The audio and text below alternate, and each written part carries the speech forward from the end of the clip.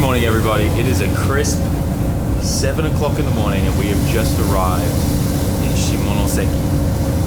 Literally the bottom tip of the main island of Japan before you then cross over into Fukuoka. So we've got a lot of driving to do today, and I think we're going to go and visit some friends on the way. It's time to get into the Supra.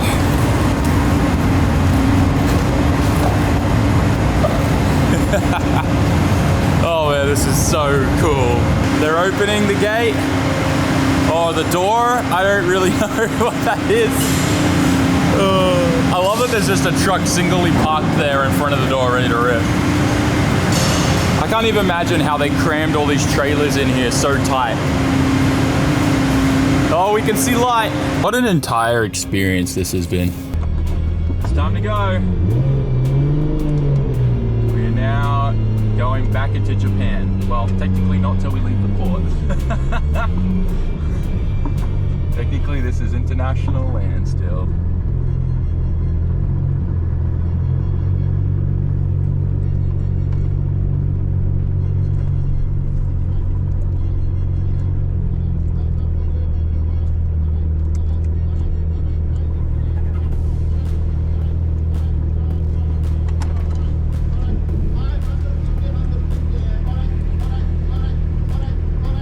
This guy. Arigatou gozaimasu. Such a good guy, making sure we don't scrape when we leave the boat. Very low car friendly.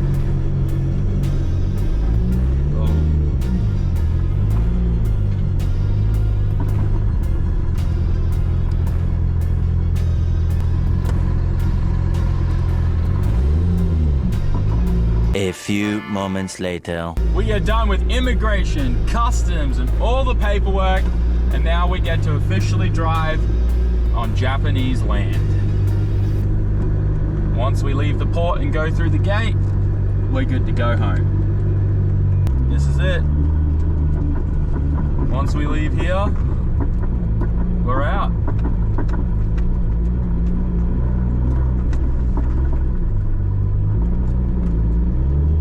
That's it. We're free! We're in Japan! Let's go! It feels so weird driving on the left-hand side of the road again. All right, let's map home. Get out of here.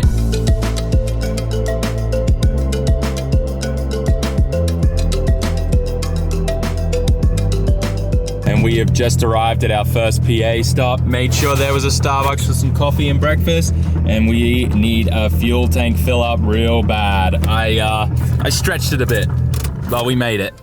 Let's stretch our legs, take a break. Yes, thank you for letting me know I still have a card in there. Let's go get some breakfast and then get back on the road with a full tank of gas and keep chooching. We still got a long way to go. Let's have a look. According to this, we still have 9 hours and 39 minutes, and we started all the way down here on this tiny little tip. So we're doing well.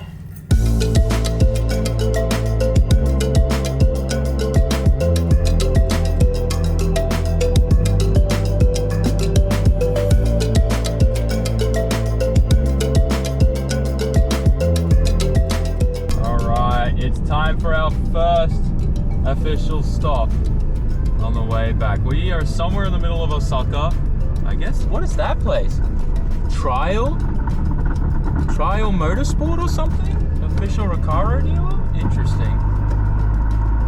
I've been wanting to catch up with my friend Macy from Global Auto for the longest time, and it's finally worked out on this trip back to Tokyo. So we're gonna go to Global Auto and we're gonna see some of the craziest GTRs. It's gonna be great. I have been waiting to come here for the longest time, and since the ferry dropped me all the way at the bottom of Japan and we were driving through Osaka, it made sense that we'd actually stop by. So we're gonna be hanging out with my friend Macy. We've been good friends for a while now. It's just we don't get to hang out that much because he's based in Osaka and I'm obviously based in Tokyo. But this is where he works, Global Auto, and I'm sure you can tell there are a lot of cars around here. A lot of 35 GTRs, GTR. Look, even an Autech 33. A lot of 35s actually. There's some Evos there, some R32s. There's an RX-7 FD. This thing looks nice. The Z-Tune hood looks amazing. Really cool. Ooh, Lexus. Oh, this is sick. Veilside 350Z. Probably got a supercharger on there with that kind of hood scoop. Look at this thing. Tons of 34 GTR wheels. These things are worth so much money now. Oh my gosh, there's so many of them there. Up the back there too. Oh my god, that's like a whole row of them. Wow. Yeah, lots of cars that, look, one day we're gonna get there, guys. You know what I'm like. One day, I want my pearl white 34 GTR. It has to happen. It's a whole special thing, but one day. We got the Super right now, which is parked out there on hazards, but look at this FD, man. Love the purple, actually. Wow. Dang. Red interior looks nice with the purple. No pop-ups, pop-up delete, but still looks really cool. And we're gonna go head to the warehouse where it's a little quieter because I know the street and the trucks and everything driving by is a little loud. But Macy is gonna take us over there. These things are cool. Ooh, I think this is an R1. Dang. This thing is cool. So this is M1 base, but full time attack car. Very cool. Everything on this has been reinforced, tubs cut out and everything. Used to have a Hollinger in it. Sheesh. I wish we could see the engine bay. It's crazy because the geometry adjustments they've done, you can see with the front strut arm here. So this is like, I guess your caster arm, but see how they've added this spacer here to bring it up? Change the geometry and look at all the spaces on the knuckle too. Interesting. Very cool. Some old time attack technology, I guess, on this, hey? When did this last race? I want to say 2013, but... To me, that wasn't a long time ago, but it actually is when you think about it. It was the first couple of years that Time Attack started in Australia that it went. I think it went twice. Oh, it went to World Time Attack in Australia? Yeah. So that's gone over. That's Kyushu Dunji, as they call it. Yeah, 2013, I think they sent it to Australia. That's really cool. So there's been a couple of videos of it popping up recently being like, where is this car and stuff like that. So it's here. It's pretty cool to have a little bit of piece of history, I suppose. But I wonder if these are literally the same tires from when it last drove in World Time Attack, because these are the slicks they use. Well, the semis. And then this is a R1, right? R1, yep. Jeez. Yep. Just off the top of your head, how much does something like that go for these days? Ballpark, depending on what currency you want to talk about. Let's do a USD, because that's what, like, that's the global currency, I guess, right? Putting him on the spot. Quick math, around about 200 mark. Jeez. US. 200,000 US. Yep, around that mark. So it is nice. They do range, depending on the chassis. Yeah, quality. Documentation's a huge thing. Yeah. You'd be, like, people would be surprised, like, first of all, how hard it is if a car doesn't have documents in Japan. You pretty much can't do anything with it. Well, S1, you need Omori factory documents. Yeah. So if it's a parts conversion car, it's usually because either the documents have been lost or a shop purchased from Omori that bought an engine. Okay. At one point, you were able to buy an S1 engine itself. If you've got all the documentation stating that it's done there, yeah, it gets value up. Yeah. And then depending on what package they went for, so whether they just did an engine ECU conversion or whether they did chassis refresh as well. Interesting. Like so I thought we were talking about like paperwork for the car, like the shotgun stuff, which is also an issue. But when someone, like, say, gets a car modified either by Nismo Mori factory or Midori Sebi or, you know, any of those other shops, they do come with that certificate, right? Depending on what they do, yeah. So like stuff like Midori, Kanzai service, Jings and stuff, if you've got receipts, that's generally what they hand over. Yeah. But Omori factory, they've got full documentation books and stuff like that. Jeez. So that's where the value that is 100% the value, yeah.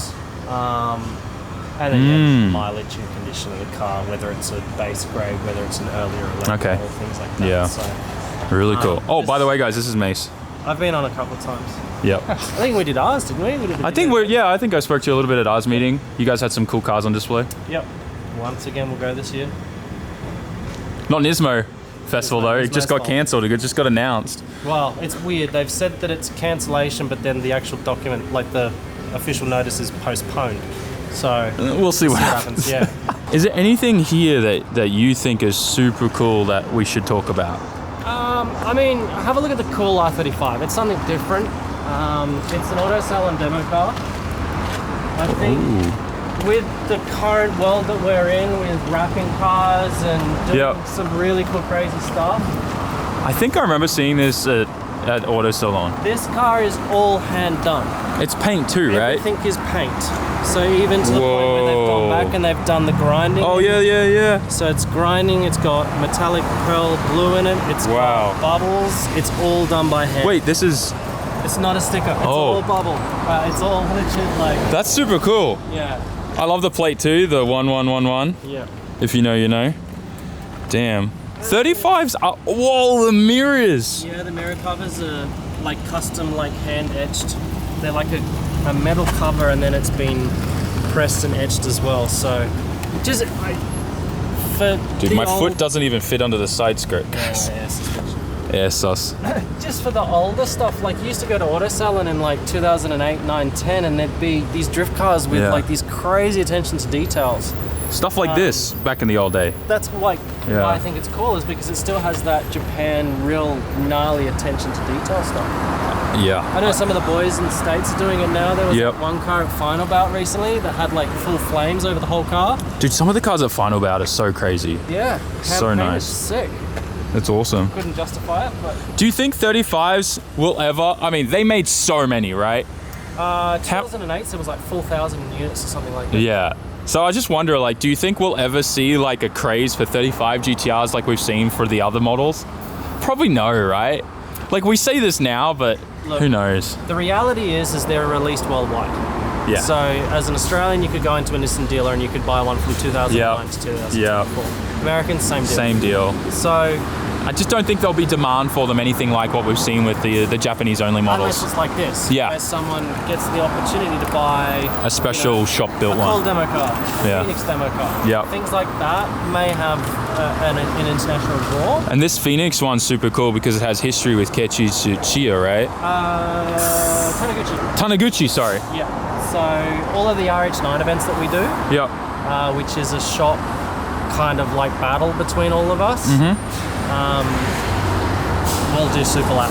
That's cool. Kind of like who can set the best time as a shop. So this is more of like a track focused, like time attack grip car.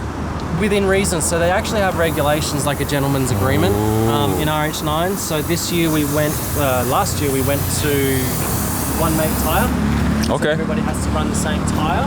Oh wow! So this is fully caged. It's got a full carbon Recaro seat in there, and I don't know if you can see, but it's definitely got some kind of custom fuel setup in there with all those pipes. Fuel cell in the back as well, Fuel cell, jeez. Also has a, don't hold me to my word here, it's a top of the line step HKS 4.3 litre. It's either called like step 0 or HKS 0 or something like that. But yeah, this is a 12 so stroker, Yep. Those motors are insane. It's kind of wild to think about. I mean, you've got your base stroker kit, and then that's like their complete assembled full engine option.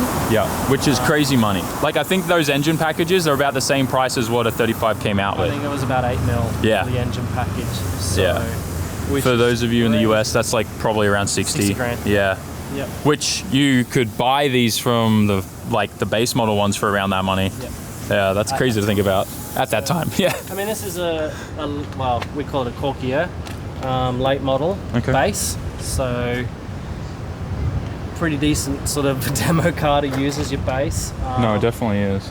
And it was the winning car 2 years ago. I think this is the car that beat us by like 0.02 of a second. Oh, so you buy the car that beats you? No. So you can win next time. We joked about trying to figure out what was underneath it, but it's pretty similar, to be honest with you. Like,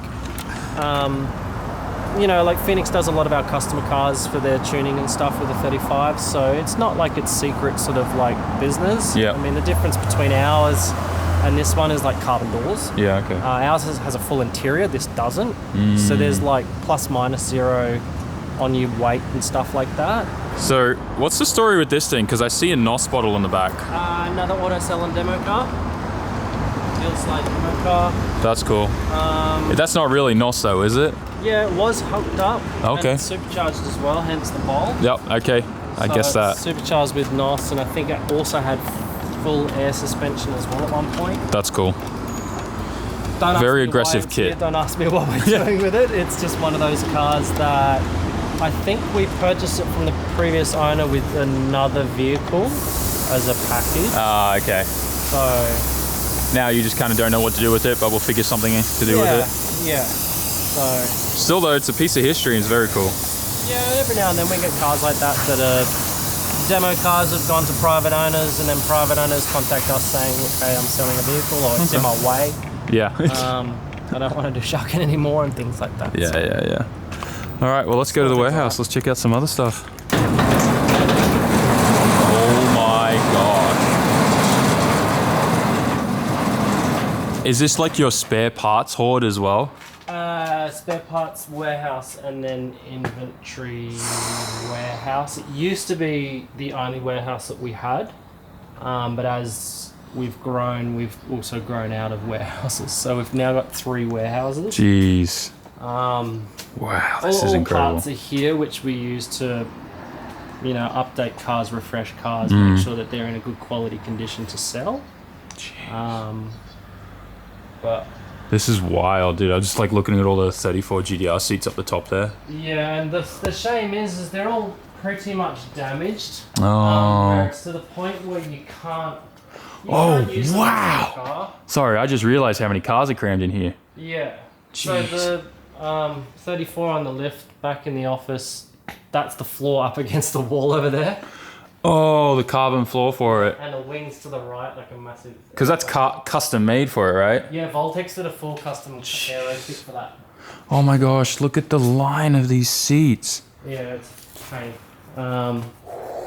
So, I mean, the 32s and 33 seats aren't too bad. It's the 34 seats. It's the 34 seats, like the V-spec ones and stuff. Yeah. What is this multicolored one? This is a Egoist. What?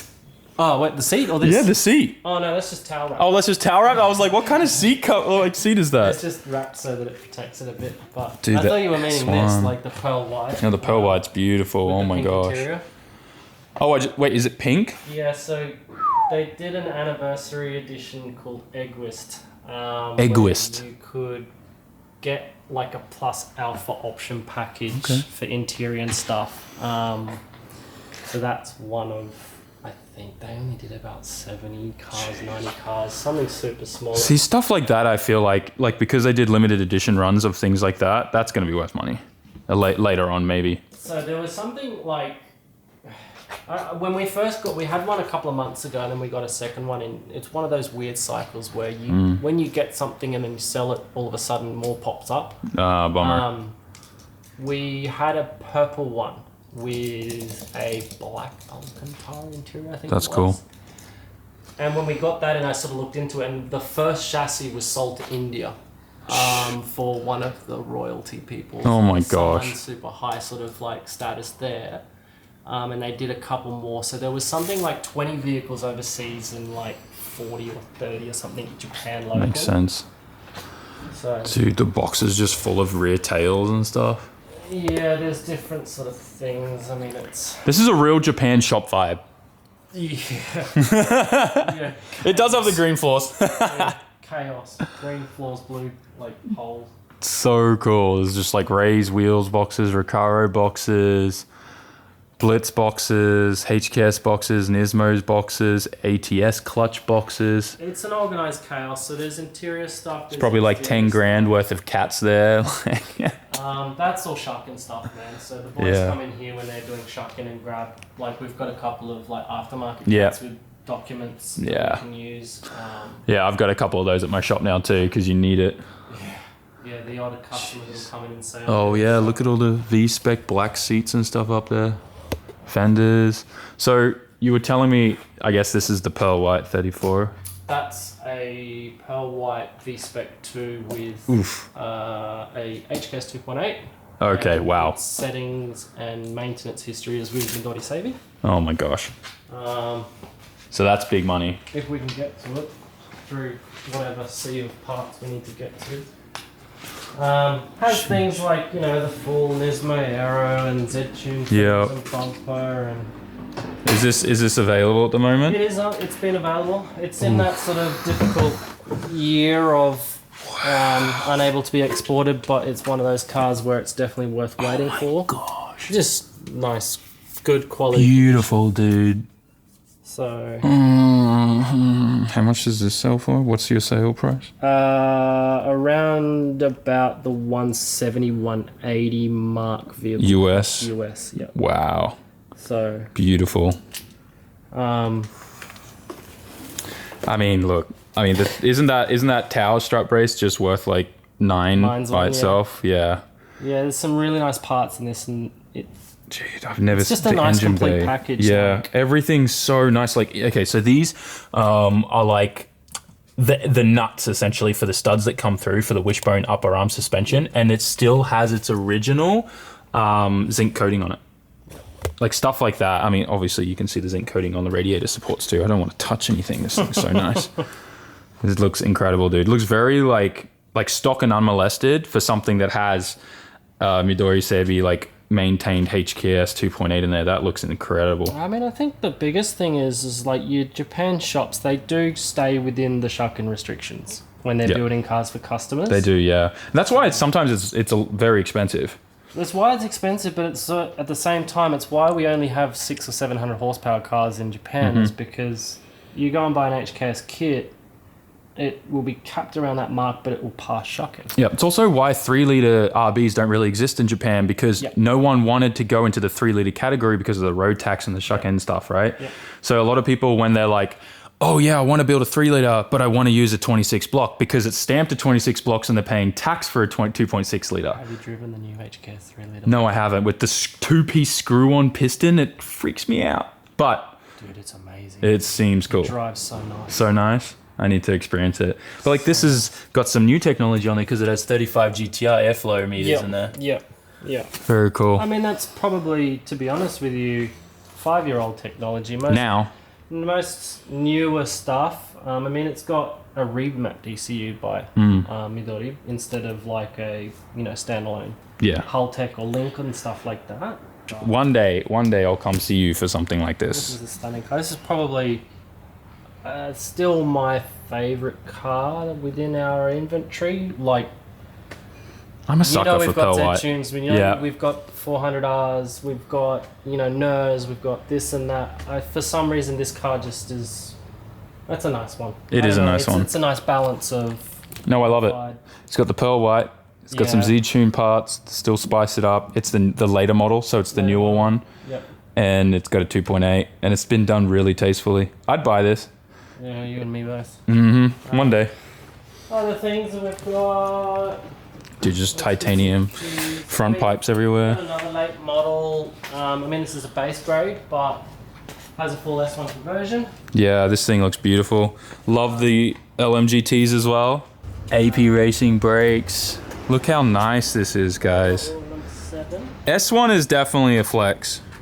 So S1 is, once again, don't quote me, I think it's their first option package that they did. I think they went to Rs. Yeah. And now they're on to the Z-Tune has R4, I think it is Z4. Yeah, and then what do they have now? The CSRs that they're doing? The CRSs. A Z3. Yeah, something like that. It's so confusing, man. Yeah, just all the different options and styles and colors. I like the red powder coating, the wrinkle. Very cool. And then this midnight purple one's pretty nice too. The midnight purple is a 99B spec. Yeah, super high demand before all the 34s were legal, and then they tapered off a little bit for the demand. They were one of 3 chassis that were eligible for import. And sorry, but this really annoys me. Why did they just like flat black all their bays? All the early models? Yeah. They were either black or grey, weren't they? Yeah. I don't know. It's so bizarre. But also, I wouldn't be surprised if it was because this paint was so expensive for them to do in-house that they were like, we're not doing the bay with that. Your purples and your blues were the only ones with black bays. Yeah, it was very odd. Your silvers, white had a white base, silvers and I think that's it, isn't it? Silver's had a grey bay, white's had a white bay. I don't know, GTR fanatics. If you know your stuff, let us know in the comments. But yeah, it's kind of like there's so many little quirky things like that with these cars that I'm still learning about to this day. You know what I'm like, guys. I'm pretty naive when it comes to this stuff. There was one I had the other day. So, factory glass. I'll try and show you. It might work on camera. Another S1. Factory glass? Rear quarter glass, right? Yeah. This is a bit of a weird sort of stupid thing that's probably going to make me look like an idiot. On the left-hand side, you can see that it's got a factory Nissan temp, right? Yeah. On the right-hand side, it doesn't have that. Why? But if you look through the glass from this side, it's on the inside of the glass on the left. What? So... that's trippy. See how it's not on here? Yeah. You can't see it, Oh, but it's on the inside. but if you light it up, it's on the inside. You're right. So I wonder why. A lot of people will do like an inspection or an option inspection stuff, and they're like, no, it's had a rear quarter, or it's had a rear quarter glass replacement. Because it's got no there, but you put the light on it, or you look from the other side. I wonder why. That's got to be something to do with molding or something. I don't know. That's interesting. Yeah, Someone at Nissan will know. There's probably a perfectly good good reason for that, but we don't. No idea. Probably. That's interesting. I know. Weird GTR things. Different makers did things like data dot and things on their parts that they know when they're original or not. But Dude, these are hard to find now. the suctions, yeah, pretty much anything. Anything now. This is really cool. So this is a 99 base model with S1 conversion. So majority of your like S's and your R's and stuff, the owners or the factory that did them, like Omori factory, they bought base grade models back and they did them on them. To get a V-spec base with the S1 is like super rare. So that R1 back in the shop, that's a V-spec base. Is there any other way apart from like the covers and stuff with that and that to tell? It's an S1, without opening it open. You got to open it. See, that's disappointing because like it would be very easy to just make covers or well, the covers used to be not available for sale, but there were a lot of cars that probably blew S engines and then people sold the covers. So the covers were floating around on it. Yeah, I remember seeing them on Yahoo and stuff, yeah. So I've got some friends actually that have got like S covers and stuff like that, but that's where the documentation comes involved. Yeah, like you need the documents. The documentation and the base plates and stuff, that's where it's... That's where you actually know what you've got, yeah.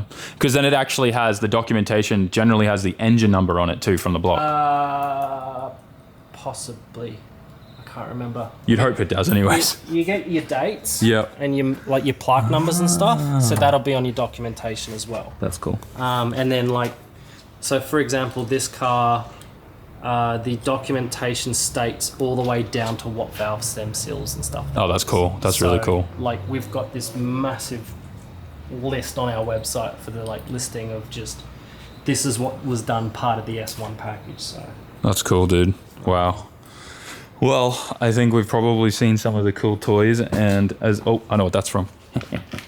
Those are very handy. The SAD catalyzers that you can just bolt to anything and bring the paperwork and get inspection passed. Yeah. I think we've seen some cool toys. I still want to get home before midnight. So this has been a really fun stop. I'm glad I finally came though. Yeah, we've been talking about it for a while, hey? Yeah, we have. And I mean, we got to go drive Mayhan together soon. Dude, my Mayhan car's nearly ready. The Bogan's nearly ready. It's time to jump back into the Supra. Mace, thank you very much. More than welcome, anytime. Let's do some Mayhan driving. We'll do some Mayhan driving real soon, I promise. None of this GTR stuff. None of this GTR stuff. All right, time to get back on the road. I've got about 5 hours left.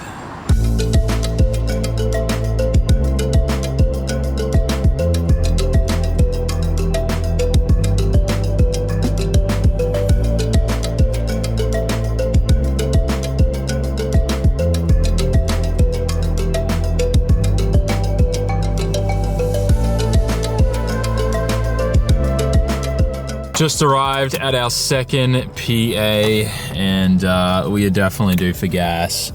We're on the E light again. So, second tank, and at the same time,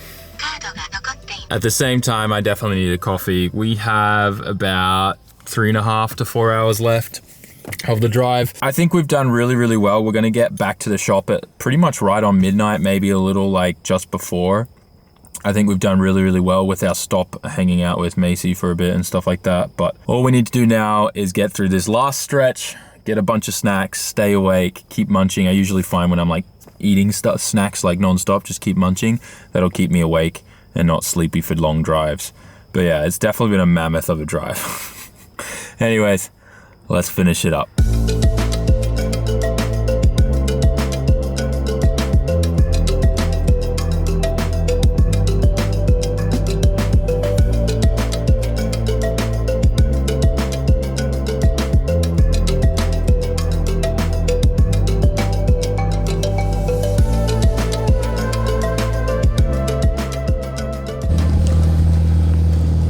Well guys, we made it back to the shop, and well, my Apple Watch is dead, but you're gonna have to believe me, it's 12:06. I actually got here at 11:50, but I went inside because Daiki was still working on his car.